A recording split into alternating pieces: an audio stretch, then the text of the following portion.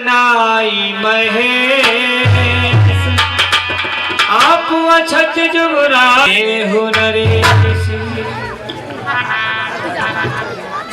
अरे दशरथ,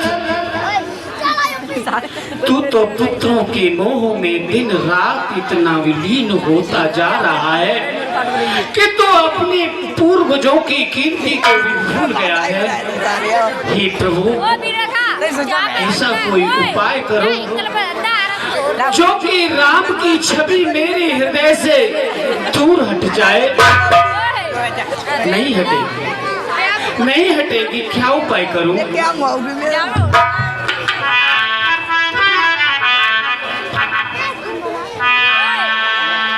राव स्वभाव मुकुर कर लीना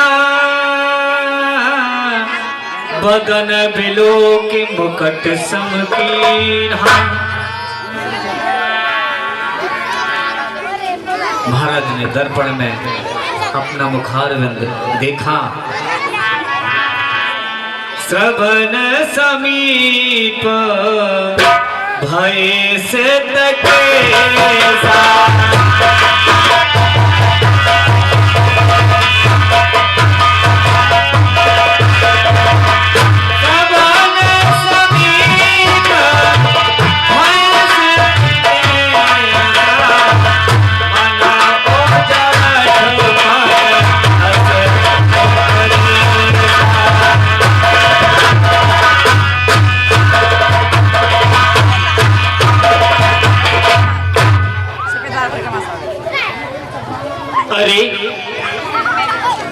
अचानक क्या? मैं अपने मुकुट को सही कर रहा था, कानों के समीप के बाल ये संकेत कर रहे हैं। रे दशरथ, तू अभी तक मोह ममता में पड़ा हुआ है और अपने पूर्वजों की कीर्ति को भूल गया है। इस सूर्य वंश में चौथेपन का सारा भार, चौथेपन का पूरा जीवन प्रभु को अर्पण कर देने का समय होता है, लेकिन तू राजमहल में ही दोनों पुत्रों के प्रेम में मगन है। आता है ग्रीष्म काल, आता है ग्रीष्म काल, सुंदर बसंत रुत जाती है। तरुणाई पर पड़ गई ओस, कली खिली वृद्धावस्था। वृद्धावस्था रानी है, तरुणा अवस्था बात है। मेरे सोने ही सोने में हो चली चांद सब चांदी। वर्षों गरजा इदुस्थल में, बरसों गरजा इदुस्थल में, बरसों महलों में मगन रहा, बरसों तक राज कार्य था, बरसों महलों में शिकार में लगन रहा। रे दशरथ, अब छोड़ छाड़ छूटे छचल ये माया के जाल, पुत्रों की ममता दशरथ छोड़ ये कहते ही श्वेतवाल। अब छोड़ छाड़ ये छूटे झंझट, चलो अपनी सच्ची बस्ती को। ये मूर्ख दशरथ प्याज की तृष्णा में खोई दे देता है पूंजी को। तेरा राम बड़ा हो गया है, तेरे रामचंद्र को राजपाट, तू घर को त्याग तपस्या कर। अब तक तो विषयानंद रहा, अब तक के विषयों में व्यस्त, अब तक तो विषयानंद रहा। अब प्रभु की जा आराधना कर। मेरा मन अब इस राज से उचट गया है, इसलिए मैं अपने मन की बात अब गुरुदेव को कहूंगा। वो मुझे क्या उपदेश देते हैं, मेरी बात से सहमत होते हैं या ना होते हैं, ये तो गुरुदेव ही जाने। यही विचार और आनंद सुदन सो अवसर पाया।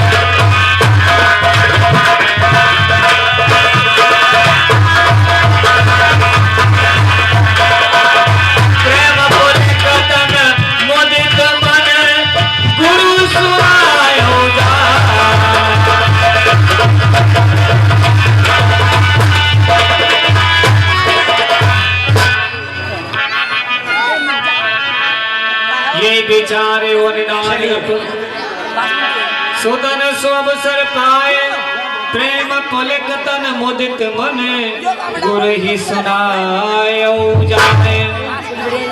महाराज आइए हर्षमंत, बड़ी प्रसन्न नजर आ रहे हैं। प्रसन्न का आप कहती कि हमारे साथ गुरुदेव के आश्रम की ओर चला जाए, वही कुछ मेरी शंका का समाधान करते हैं और आज तक करते रहे हैं। मुझे उम्मीद है कि आगे भी मेरी समस्या का समाधान अवश्य निकालेंगे।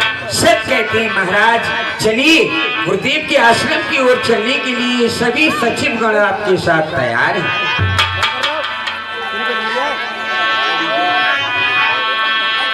गुरु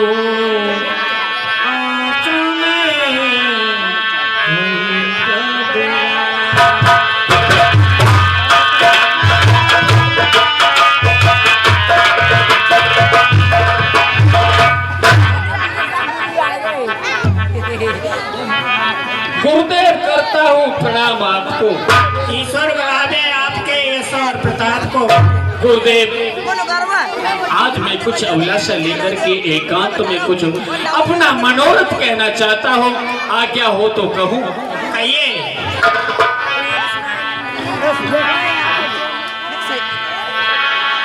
कहिए भुआले सुनिए मन नायक भय राम सब विद सब लायक।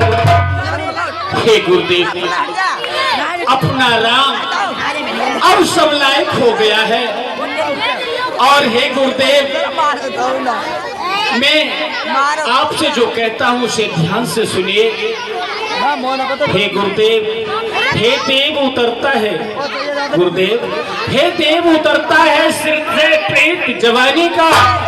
देखो ये सूखता जाता है मेरा खेत जवानी।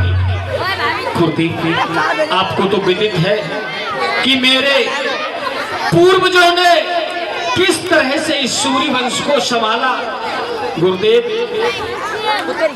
मैं इस अभिलाषा से आया हूँ, उस बात को बताता हूँ कि मेरा राम अब सबलायक हो गया है और मैं चाहता हूँ कि उसको राज दे करके वन में जाकर तपस्या करूं, जिससे कि पूर्वजों की तरह अपने मन का मनोरथ पूर्ण हो जाए।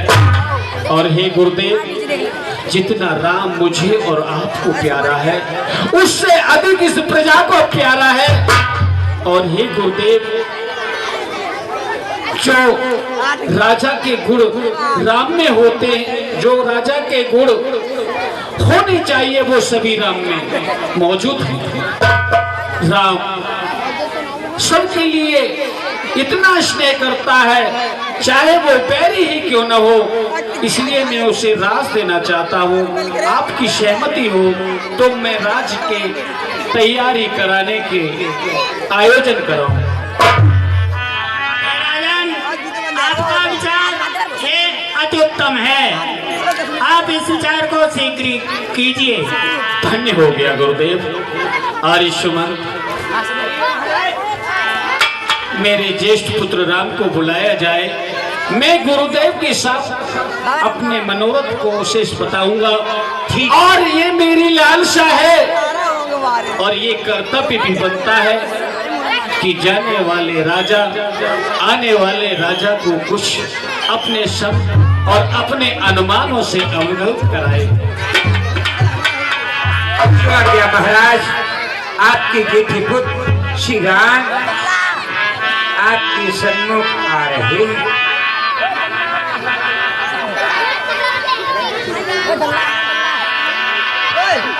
पिताजी के लिए दास राम का प्रणाम स्वीकार हो। चिरंजीव रहो बेटा राम। गुरुदेव के लिए मेरा प्रणाम स्वीकार हो। चिरंजीव रहो बेटा। आज मैंने विशेष कार्य के लिए तुम्हें बुलाया है। देखो पितृमोह में मेरी देना, मेरी आज्ञा का उल्लंघन मत कर देना बेटा। देखो मैं चाहता हूँ कि तुम अब सब लायक हो गए हो, इसलिए इस अयोध्या का कारभार अपने कंधों पर लेकर के राज करूं और मैं अपना शेष समय ईश्वर को प्रदान करूं। हे बेटा, मेरा एक और मनोरथ है कि इस सूर्यवंश में जो भी सूर्यवंशी राजा हुए हैं उन्होंने कभी अपने आप पर थप्पा नहीं आने दिया। मेरे लाल, मैं जाने से पहले, राजाभिषेक करने से पहले तुम्हें कुछ राजनीति के उपाय और नियम बताता हूँ। बेटा, राजा का कोई भी अपना और पराया नहीं होता। राजा का जो पूरा भार और राजकोष होता है वो प्रजा के हित में होता है।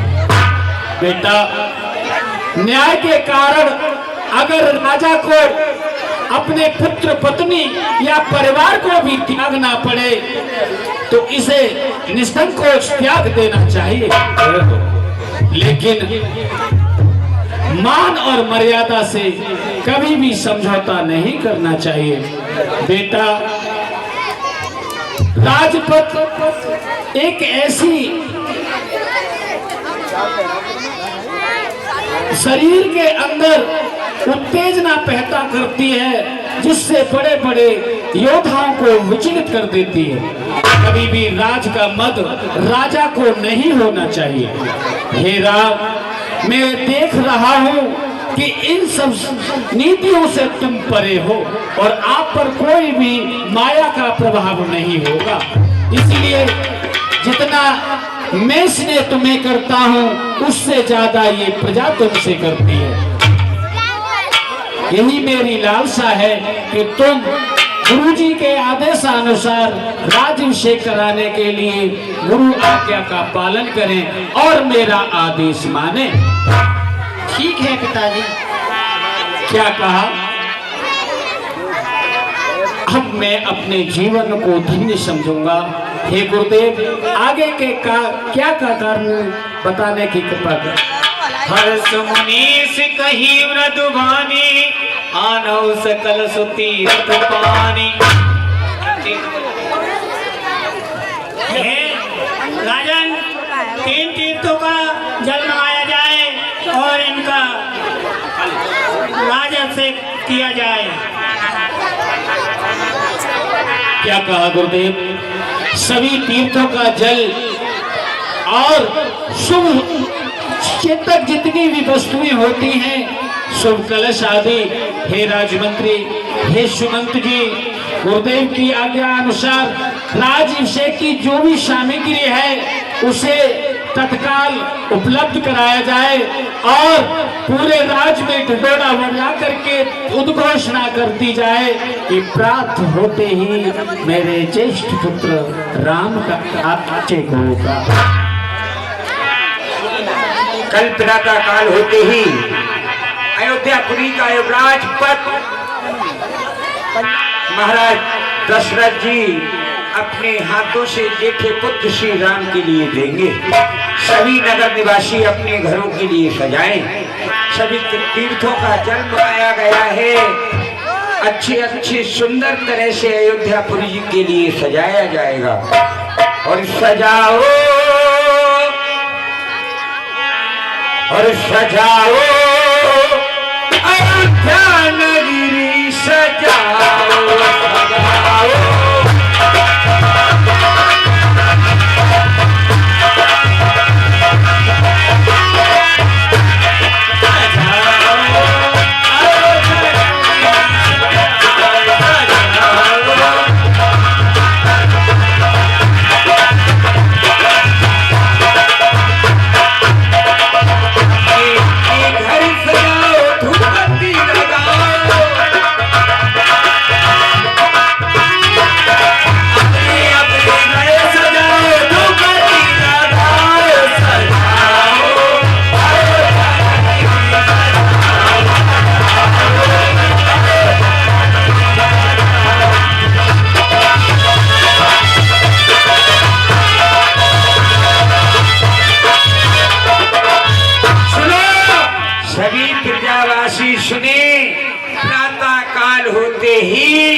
श्री राम अयोध्यापुरी के राजा बनेंगे ऐसे। और आज हमारे राम राजा बनेंगे, आज हमारे राम राजा बनेंगे, राजा बनेंगे। इस तरह से आज अयोध्या में उद्घोष हो रहा, घर घर में, गली गली, कूचे कूचे में ये बात फैल गई। लेकिन ये बात अच्छी नहीं लगी। किसको अच्छी नहीं लगी? ऊपर बैठे हुए स्वर्ग में देवताओं को ये बात अच्छी न लगी कि कहीं राम को राज हो गया तो जो वन में तपस्या करने वाले भक्त हैं भगवान के, तो उनका क्या हाल होगा।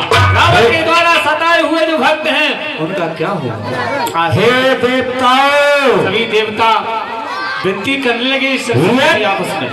श्री राम के लिए अयोध्यापुरी का युवराज पद दे दिया गया और वह अयोध्यापुरी के राजा हो गए, तो हम सभी देवतागण रावण की कारागार बंदी में ग्रह होकर यहीं रह जाएंगे। यहाँ से छुटकारा नहीं मिलेगा। याद आया, शारदी माँ के लिए याद किया जाए। हे शारदी माँ, हमारी सहायता करो। अरे देवताओं, सहायता करो। अपना निवास स्थान तो बहुत ऊपर किया है, बहुत ऊपर रहते हो तुम, लेकिन तुम्हारी जो सोच है वो बहुत नीचे है। सुनो, श्री राम के लिए अयोध्यापुरी का युवराज नहीं होना चाहिए। यदि युवराज पद उनके लिए राजा बनाया गया तो हम सभी बंदी गृह में रह जाएंगे।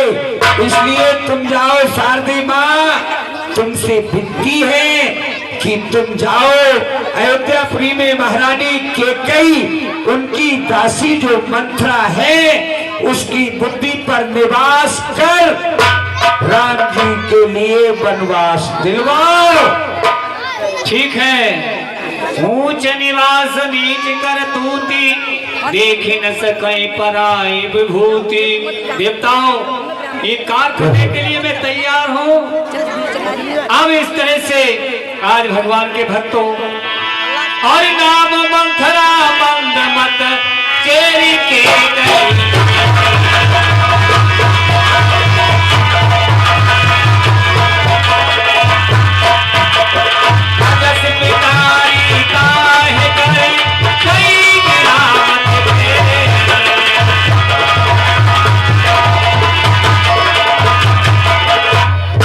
ऐसा बोल दो। हाँ साहब, हाँ साहब। रामलीला का मैं सरस्वती माँ मंथरा की जुब्बा पर बैठ जाती है, जो दासी थी। देखे मंथरा नगन बनावा, मंजुल मंगल बाजे बधावा। पूछे सी लोगन कहाँ उछाहू, राम तिलक सुने भावर दाव। अरे ताली राम राम, राम राम राम राम बनी। यहाँ तो सभी खुशी मना रहे। दादी से राम राम करी, राम का नाम लेते ही बैठ और गई। अरे जी तो बताए कि कैसे चटकना मटकना छूट रहे हैं, तो सुसुड़ियाँ चल रही हैं, तो चटकना को पटकना को चट होती को पट होती है। मुझे तो बताए। हाँ दासी माँ, तुम्हारे लिए नहीं मालूम है, महाराज ने इस बात कुछ समझ आए तो सही मत बताए। अरे ये चटकना मटकना इसलिए छुड़छुड़ियाँ चलाई जा रही हैं। कल प्रातः काल होते ही श्री राम के लिए अयोध्यापुरी का राजा बनाया जाएगा। हाँ, महाराज ने इस बात की घोषणा की है। वो काले कल उठा को कैसी बात करती हो? और मेरे भरत लाल को, भरत लाल जी के लिए कुछ भी नहीं है। अयोध्यापुरी का राज तो राम जी के लिए दिया गया है। हाँ, सभी लोग खुशियाँ मनाओ, तुम भी मनाओ, तुम भी मनाओ। मेरे भरत लाल को कुछ नहीं। और भारत मात पे गई